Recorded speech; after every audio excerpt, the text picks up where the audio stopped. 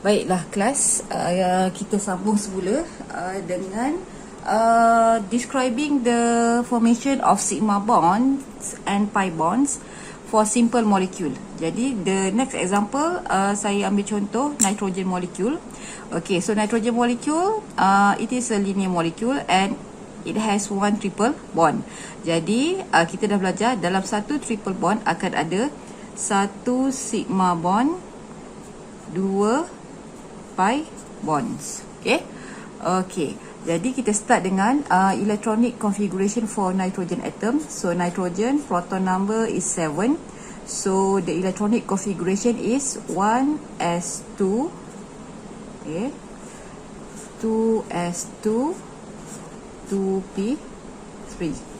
So that is the for the first nitrogen atom. Okay. And the second, same goes to the second nitrogen atom. 1s2, 2s2, 2p3.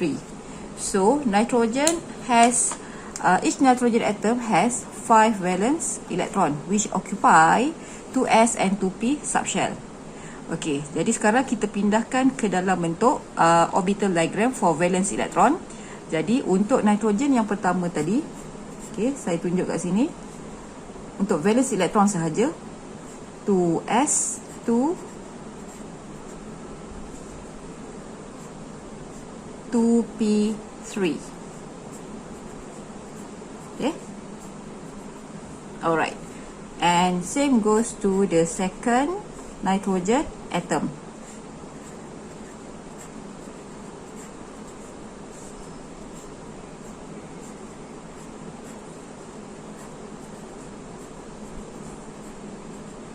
Okay. Alright. Okay, so now let's describe the formation of sigma bond first. Okay, so to form one sigma bond, okay, each nitrogen atom contribute their valence electron, one of its valence electron to be shared with. Jadi setiap nitrogen atom untuk menghasilkan satu sigma bond, dia akan contribute satu valence electron dia yang unpaired. So there are 3 unpaired electron for the first nitrogen atom, and same goes to the second nitrogen atom. There are 3 unpaired electron. Okay, jadi yang ini akan share together. Alright. Okay, so saya bulatkan terlebih dahulu.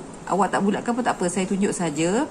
Okay, yang ni akan share together untuk menghasilkan satu sigma bond.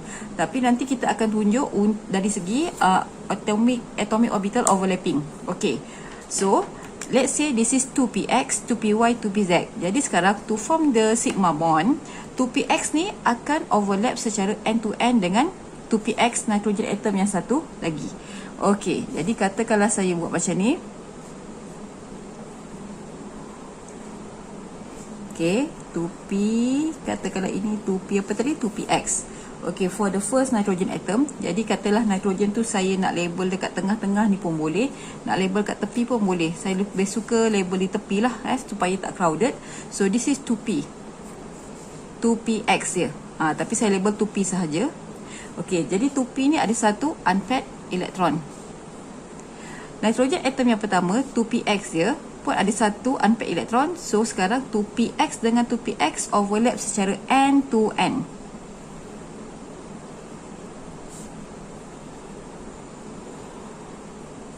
Okey, ni nitrogen yang kedua. So bila this is 2p, so bila dia overlap, dia share electron. So this is the overlap region. Kawasan tempat bertindih akan ditempati dia telah ditempati oleh opposite spin electrons. Okay, and this overlapping produce one sigma bond. Jadi saya dah tunjukkanlah how the sigma bond is formed. Okay, so now let's describe how the first pi bond is formed. Okay, saya nak tunjukkan bagaimana pi bond yang pertama terhasil. Okay, jadi kalau kita refer kepada orbital diagram ini, okay, so kalau awak lihat kat sini, yang ini tadi 2px, ini 2py. Unpaired electron which occupy 2py, the first nitrogen atom, akan dikongsikan dengan unpaired electron daripada nitrogen atom yang kedua yang juga berada pada 2py orbital. Tetapi oleh kerana dia nak form pi bond, okay, overlapping 2py itu mesti secara secara side to side. Jadi kita kena tunjukkan overlapping itu oleh kerana ada 2 pi bond. Jadi dan sebenarnya antara 2px, 2py, 2pz ni dalam sesuatu atom, dia punya kedudukan setiap satu tu 90 darjah. Jadi sekarang saya sengitkan sikit untuk 2py ini overlap dengan 2py. Okey, tak apa, awak tengok dulu. Okey, katakanlah ini 2py.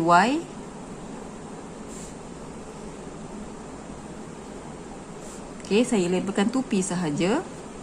Okey, 2py, the first nitrogen atom ada satu unpaired electron, akan overlap dengan 2py, the second nitrogen atom, secara side to side. Okey, 2p. So bila dia bertindih, kawasan dia bertindih tu ada opposite spin. So kita buat macam ni je lah untuk pi bond. Jadi overlapping, okey, side to side 2py tu tadi dengan 2py, atas dan bawah menghasilkan satu pi bond. Okey, settle untuk pi bond yang pertama.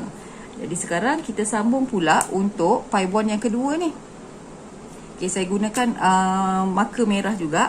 Okey, so kalau ini tadi 2px, 2py, yang ni 2pz pula. Okey, so 2pz akan overlap dengan 2pz untuk menghasilkan pi bond yang kedua secara side to side juga.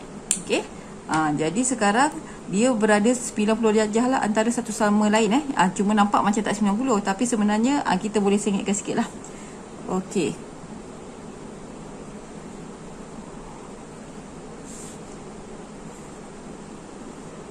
okey, labelkan 2p, ada satu unpaired electron. So dia akan overlap dengan 2p nitrogen atom yang ke 2. Lukis elok-elok ya. So kat sini opposite spin. Jadi overlapping secara side to side 2pz orbitals ini menghasilkan the second pi bond. So you have to label the sigma and pi bonds. Okay, alright. Jadi sebenarnya kalau awak lihat kat sini, apa jadi pada yang dekat 2s ni, elektron pada 2s. Actually elektron yang dekat 2s ni, awak tengok dia sudah berpasangan kan, dia adalah paired elektron. So actually ini mewakili lone pair yang dekat sini. Ini mewakili lone pair kat sini. Sama juga dengan contoh oksigen molekul tadi. Okay, saya harap video ini membantulah. Alright.